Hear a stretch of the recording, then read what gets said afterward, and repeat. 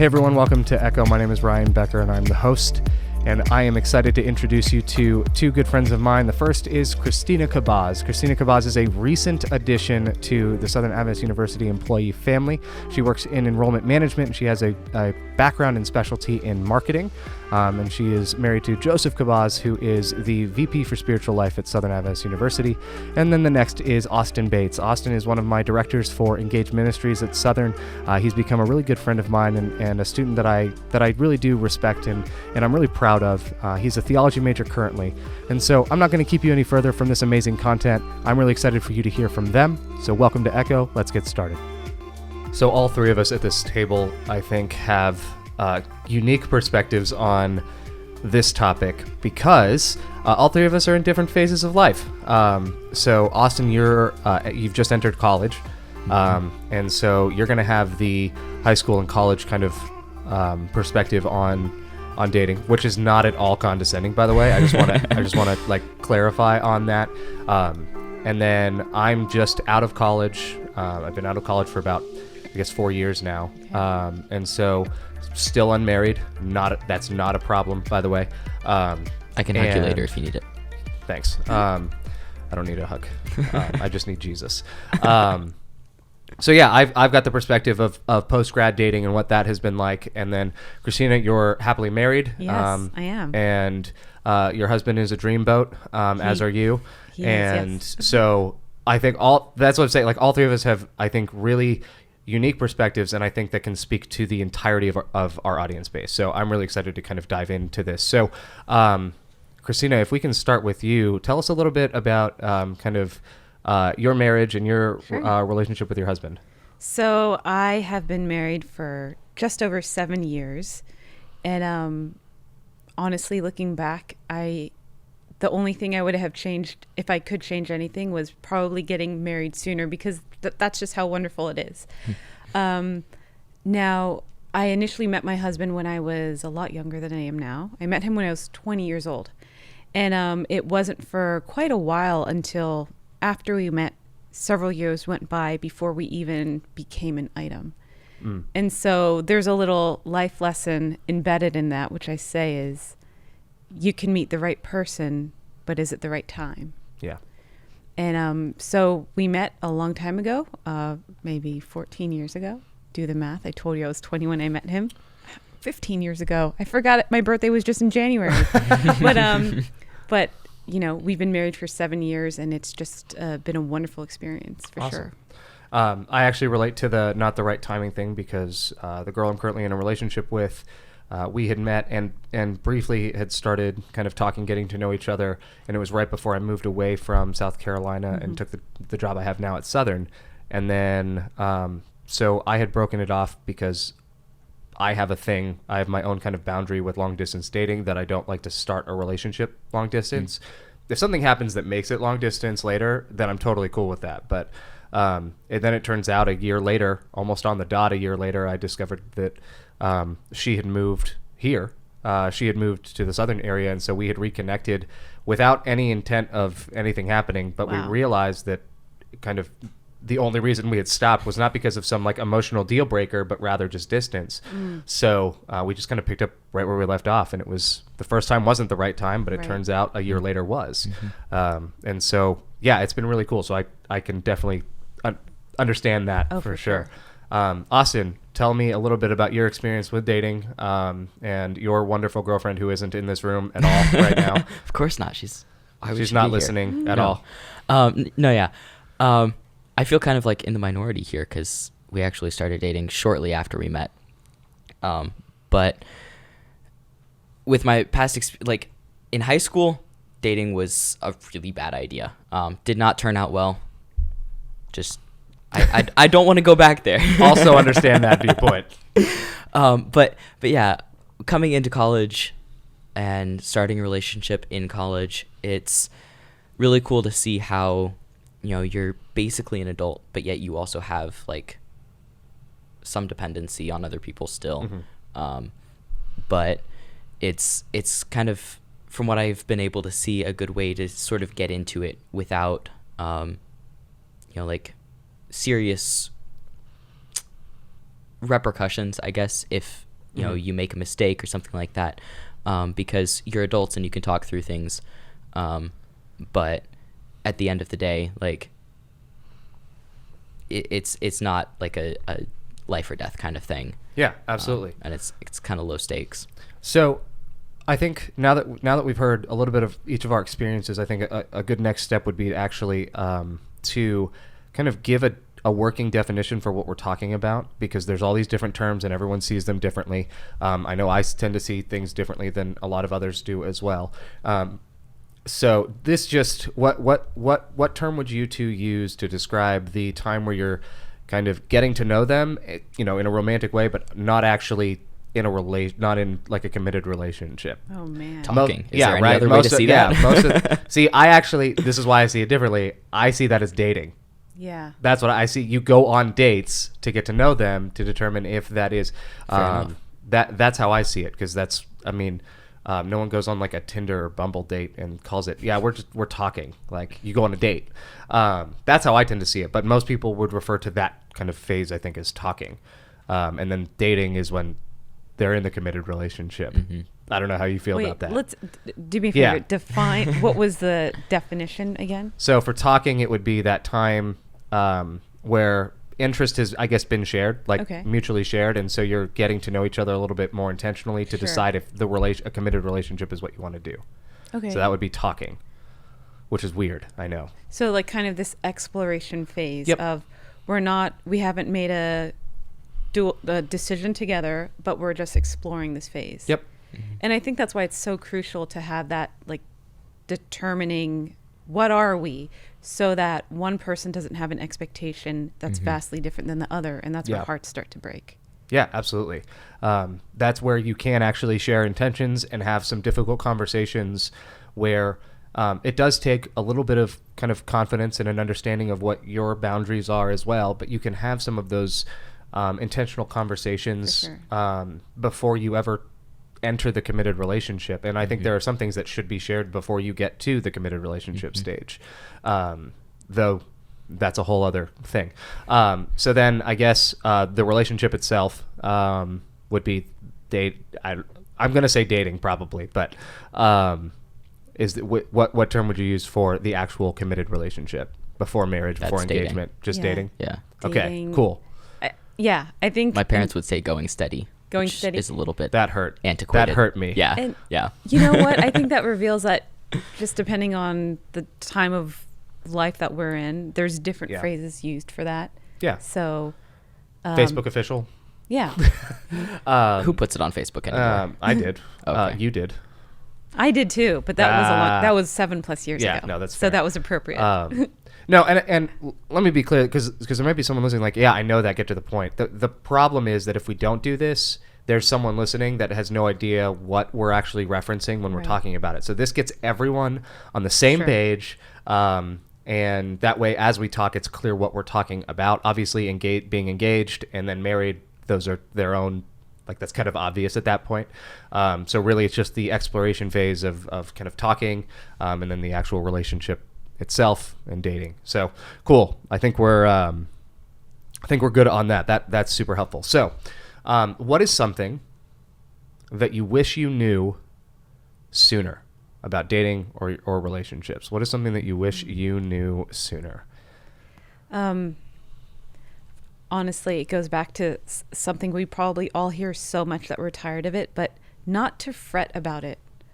Not to just, because we can put a lot of focus on the fact that we want to find someone and meet someone, and for some people eventually get married, but not to fret, and to even trust that area of my life to God, that He knows me very well and He knows who would make a great fit for me, and that He's got it. And all I need to do is trust His timeline rather than trying to secure my own timeline. Yeah, that's huge. Austin, what about you? I would say you're good enough.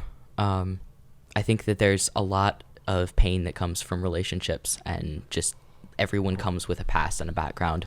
And something that I really appreciate about my current girlfriend is that whenever I would get stuck in a mindset of I'm not good enough and you're going to walk out like everybody else, she would just remind me, look, I'm in this relationship because of you, and I'm not going to leave because of something that, some little thing that you did, or a mental struggle or block that you have, or anything like that. You're good enough. I agree with both of those, by the way. I think both of those are fantastic. And the only thing I would add is I wish I had realized the importance of self-respect sooner, because I allowed certain behaviors and things to, I allowed people to treat me a certain way, and allowed it to go on for far too long, because I didn't have the self-respect at the time, or I may have just been afraid. And so I allowed, a lot of negative things to be said to me. Now, granted, I'm not saying like one fight and it's done. Right. I'm saying repeated patterns of behavior that I allowed to exist, and I perpetuated because I didn't have the confidence, self-worth, or self-respect to actually defend myself or stand up for myself and say, I'm not allowing this to go on. That's so important. Yeah. So, cool. Okay, so I think this has actually been surprisingly practical so far already. What do you think is the biggest tragedy or the biggest kind of problem with dating relationships right now? Okay. Here's the older millennial talking now. I'm in. We love you too. Thank you. I love you guys very much, actually. I would say this. I think sometimes we don't know where to look to gain kind of guidance and maybe even practical instruction on dating. And I think a lot of the examples we have of dating are from the world. But I don't know that, I do know.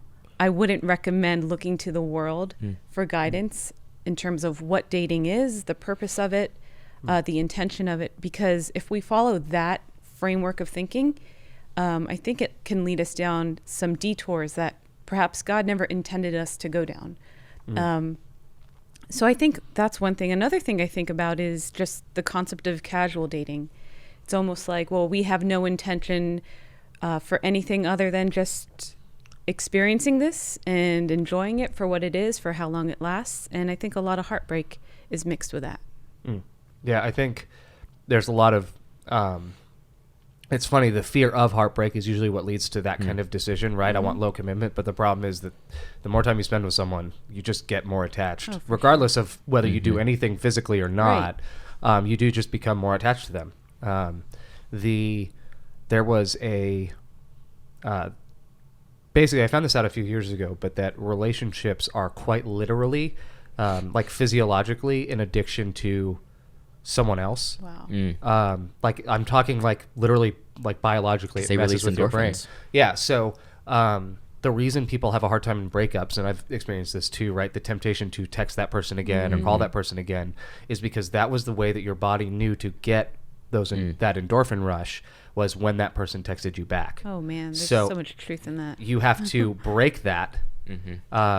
And one of the ways that people kind of battle addictions is by replacing the behavior and surrounding yourself with a strong community, because you have to, your brain is going to be looking for that somewhere. And so having a community that can either distract you through the withdrawals, and that's literally what it is. The post relationship, like immediate post relationship phase, really is just withdrawals, as well as pain and like legitimate hurt. Don't get me wrong, but a lot of that temptation to still talk to them is because you've been doing it all day, every day for the last, X months, years, days, I don't know. And so that's, suddenly that's just gone. Yeah. It's been so much part of your daily life, and it's like it's gone.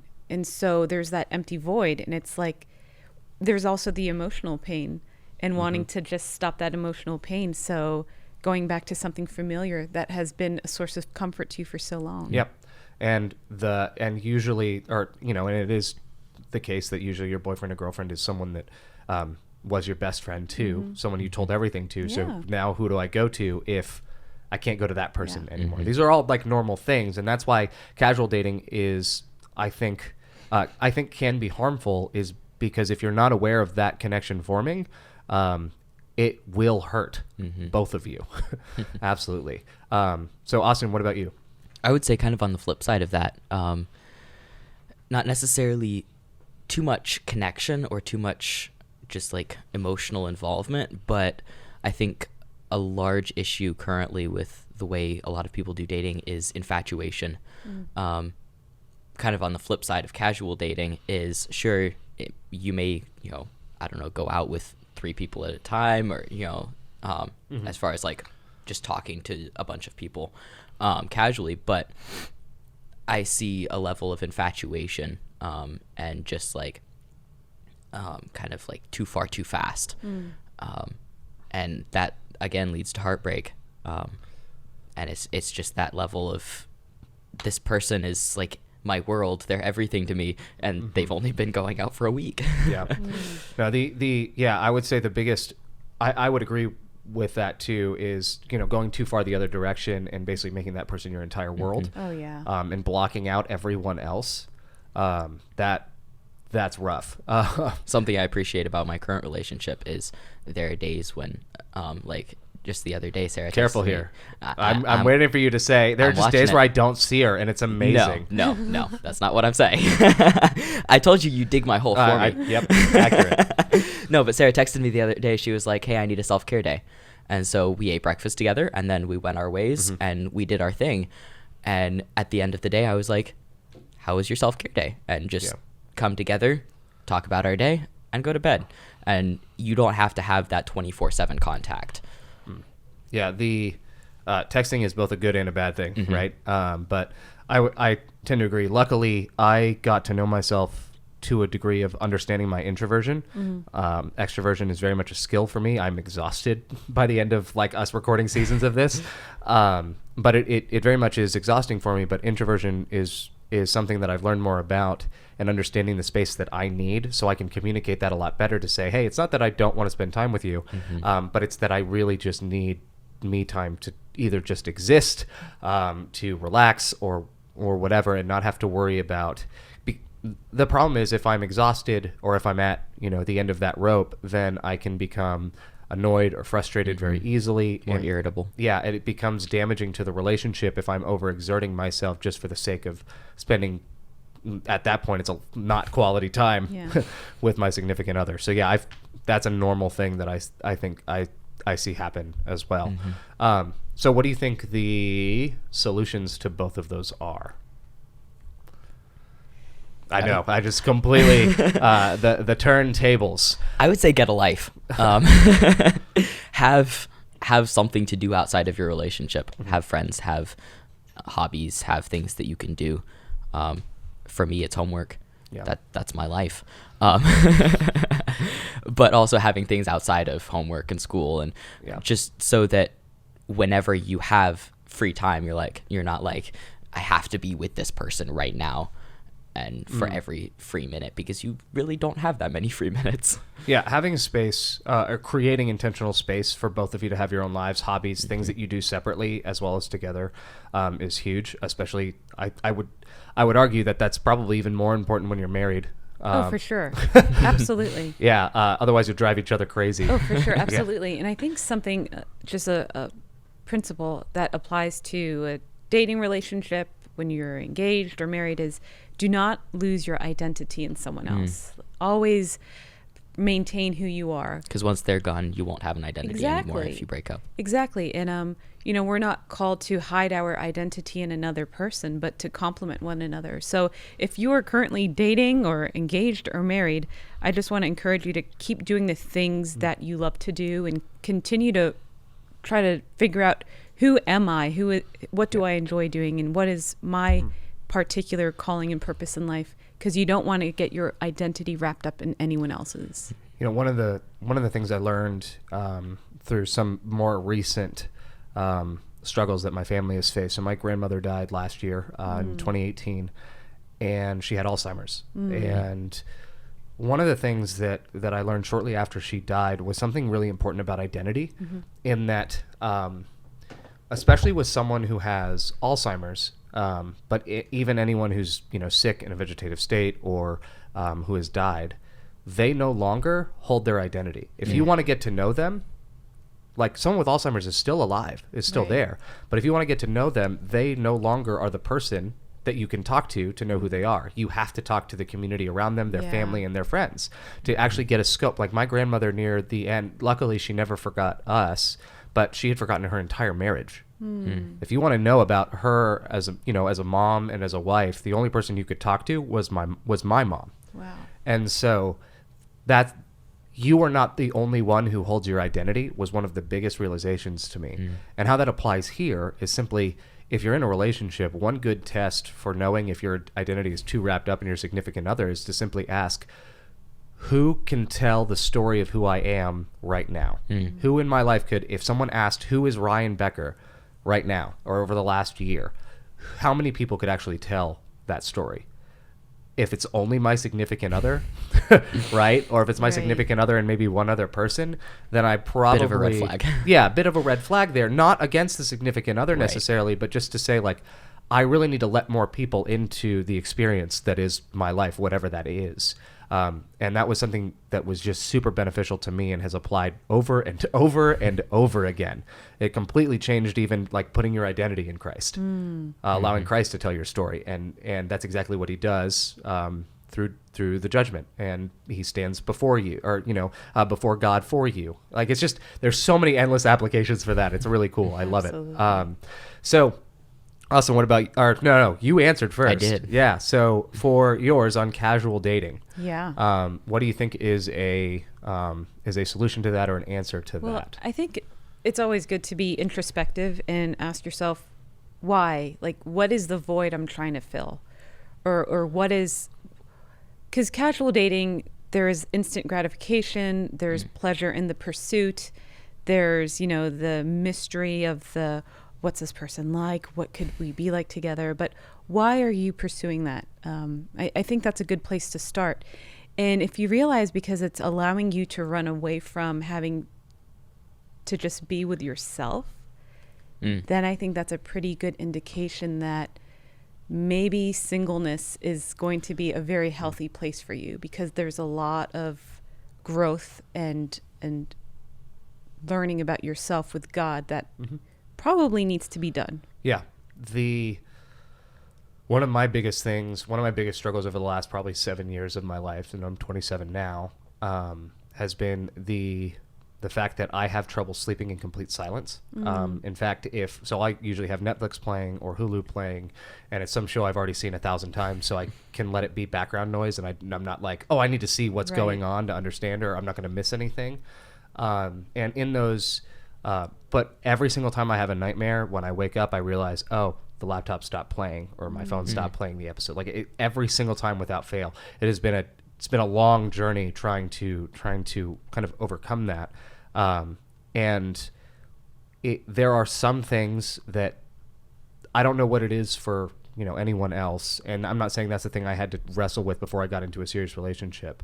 But there are certain things and certain battles that you may face that you need to just face and you need to deal with before you invite someone else into that, because it's not necessarily that you shouldn't ever have a significant other that helps you through problems or trials, but rather I think it shows responsibility and maturity to say, yes, I'd like you to be someone who supports me through it, but I also want you to know that I don't need. They're not your crutch or your therapist. You're not my exactly.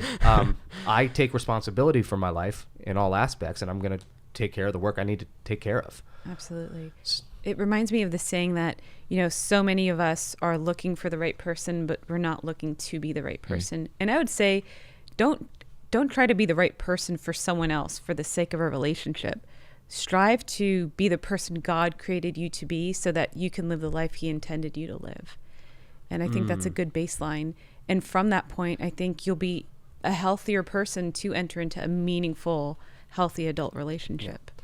I want to ask this as people are entering relationships. And as I ask this question, if someone is in a relationship already and hasn't done any of this, I don't want anyone to feel shameful about that. I don't think it's ever really too late to ask these questions, but what I do want to ask is, what questions do you think should be asked or you should get the answer to prior to actually entering a committed relationship with someone?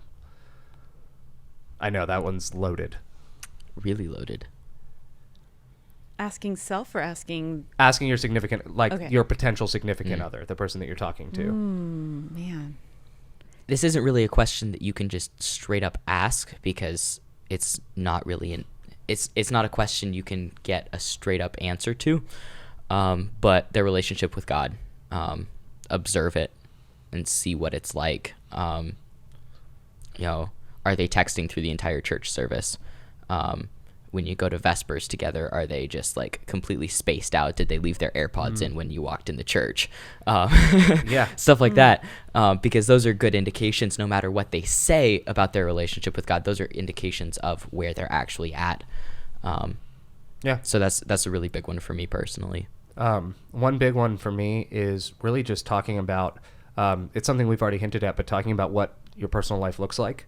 How you like to spend your time, and understanding what those boundaries are, for quality time, right? What are the things in your life that we need to make sure that we maintain, that I support you in, that you want me to be your cheerleader in, or you actually want me to be involved in, things like that. Knowing those things is really important. And the other caveat, or the other end of that question too, is then literal boundaries.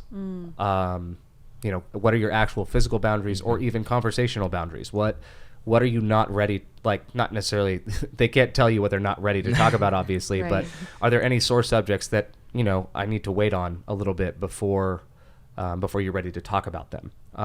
Is what is too far for you? How do I, and this is how I've always tried to ask this question, well, not always, but this is how over the last several years I've tried to ask this Current question. Ryan. Is how can I make you feel the most respected? That has been huge. That question has been huge. No, sometimes they don't have the answer because they've never been asked that kind of question. But that gives them the space to think and speak for themselves, and say no to something before there's ever the situation where they would have to. Because now I can not do whatever it is that they would say no to, whether that's asking them to see a type of movie that they don't want to see, or go to a specific place that they don't want to go to. It has nothing. It has to do with physical things as well, but specifically, it can be any boundary that they have that I need to make sure I respect. So those are my submissions to that answer, that question. Those are really healthy things. I'm just trying to think of something that you guys haven't covered, because you brought up a lot of good points.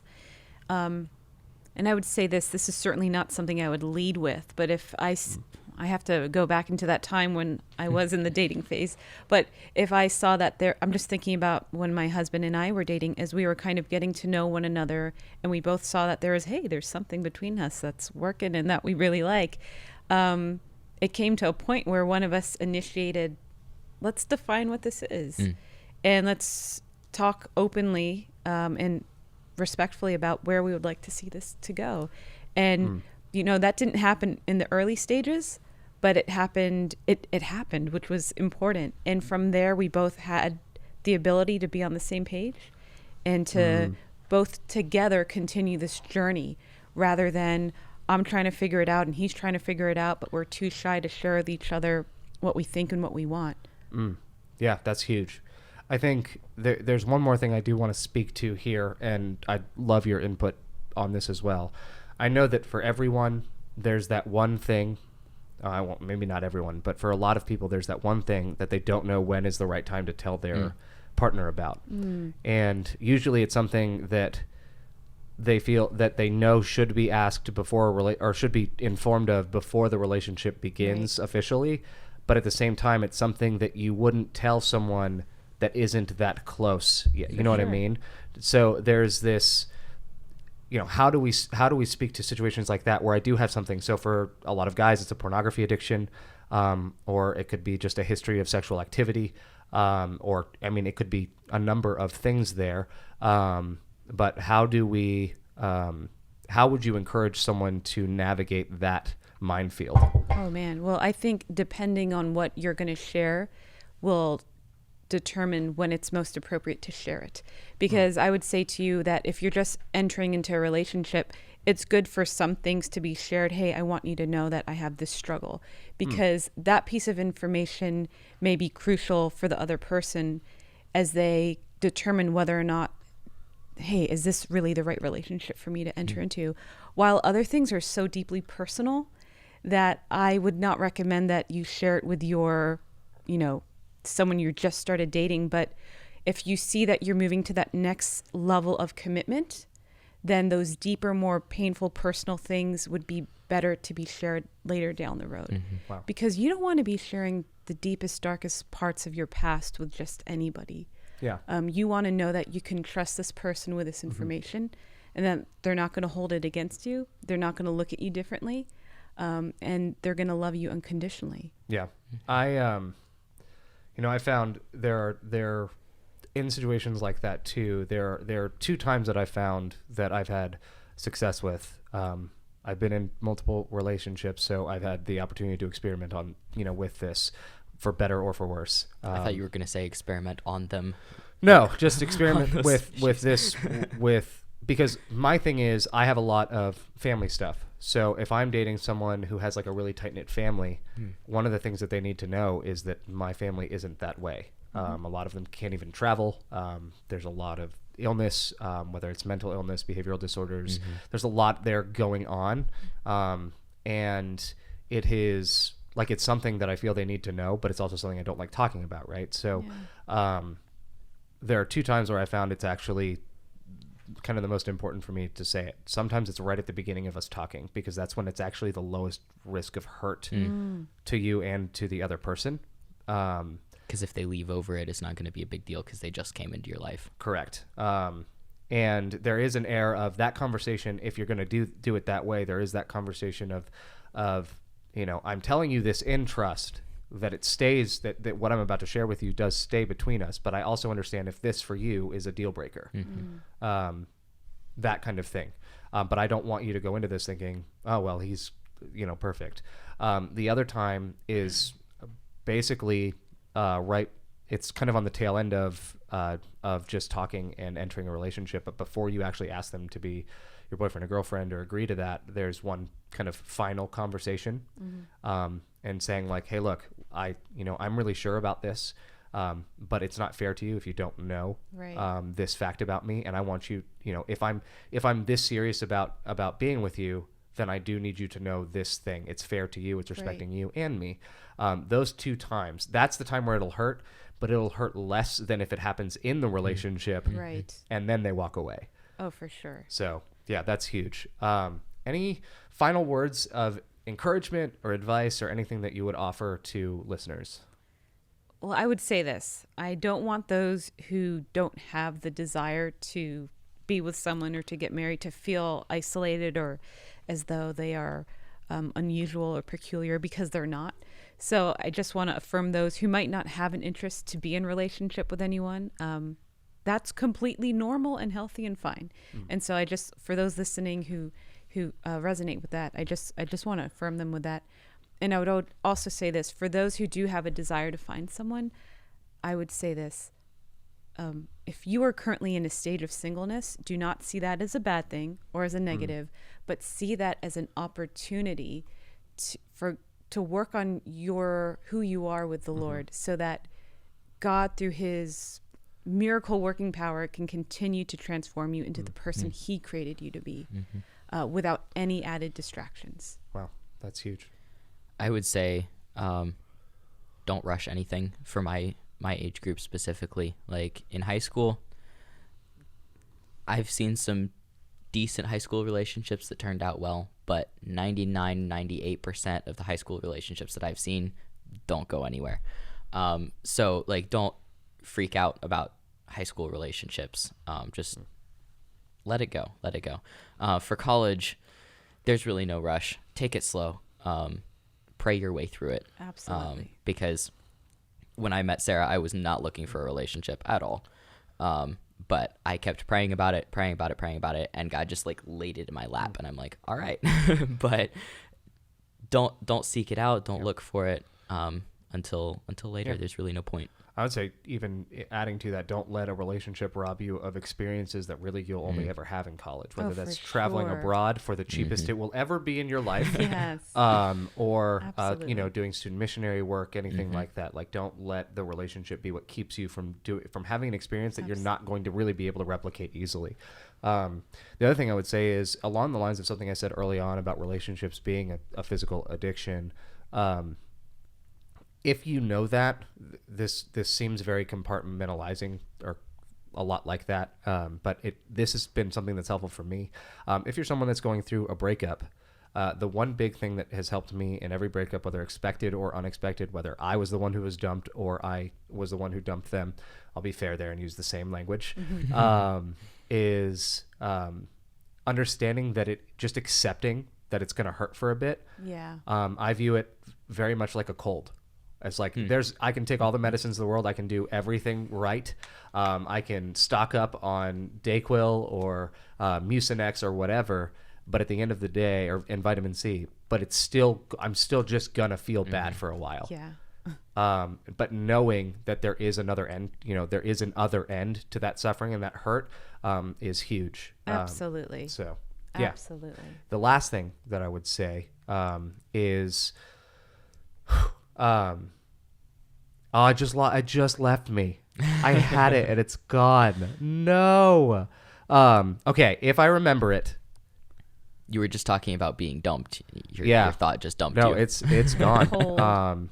Nope, it's gone. It's gone for good. Here's the deal I'll make so that no one freaks out about this later because I've already said it. If I can remember it, it will be in the show notes. Okay. Nice. So just open the details for this episode, and I will make sure it's a whole little paragraph there of the thing that I'm forgetting. And I'll probably remember it right when we hit stop. That's probably what's going to happen. It's how it always happens. But Austin and Christina, thank you so much for your opinions and sharing your experiences. This has been a lot of fun for me, and I'm glad this was a positive conversation too. So, and listeners, we hope that this was something that can encourage you. We hope that something that can maybe help your relationship. I remembered. Okay, here it is. Yes, I did it. I'm eager to know. Yes. What was it? I always had confidence in your brain. This is kind of counterintuitive.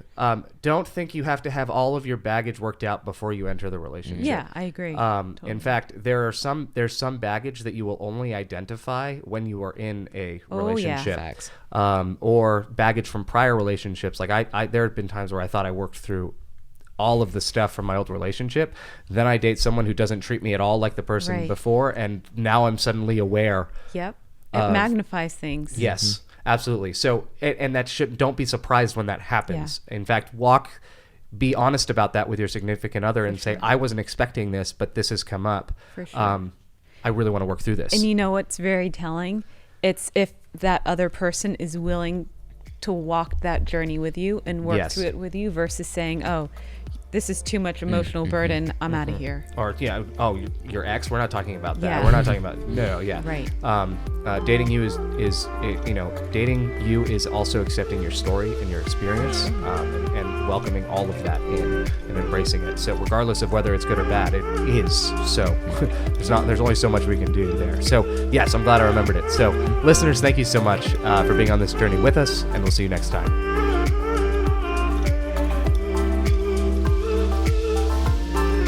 Thank you so much for listening to Echo and for being on this journey with us. If you're watching on YouTube, we hope that you'll leave a comment, subscribe, hit that like button. If you're listening on iTunes, Spotify, or whatever podcatching app that you like the most, we hope that you'll hit that subscribe button, that you'll leave a review, and that you'll engage with us. And also for more content from Project Refresh that's like Echo and some of the other shows that we host, then head on over to theprojectrefresh.org. Thank you so much for your support. It means the world to us, and we'll see you next week.